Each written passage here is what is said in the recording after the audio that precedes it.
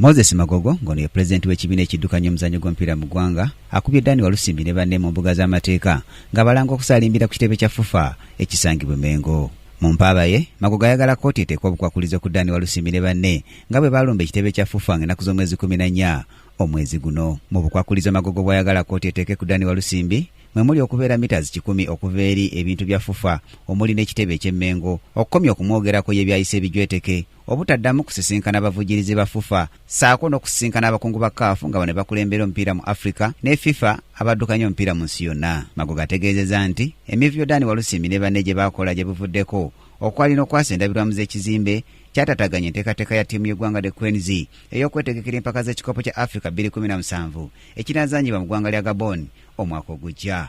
Magogo avunaana Dani Walusimbi ne banne okwekubaana ne balumba ekitebe kya FUFA mu kuwakanya obukulembeze bwa FUFA obuliko kati obukulemberwa Engineer Moses Magogo era ne boonoona n'ebintu eby'enjawulo omwalina okwasa enzigi za ziyofisi. Dani Walusimbi ne banne nga bwe bazanyirako ku ttiimu y'eggwanga The Queens balumiriza nti be batuufu okubeera ku kitebe kya FUFA era nga n'ekibiina ekiddukanya omupiira mu nsi yonna ekya FIFA kyabawa ebbaluwa ezibakakasa nti be balina okubeera mu bukulembeze bwa FUFA mu kaseera kano.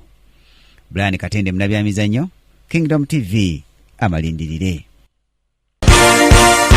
This is Kingdom TV.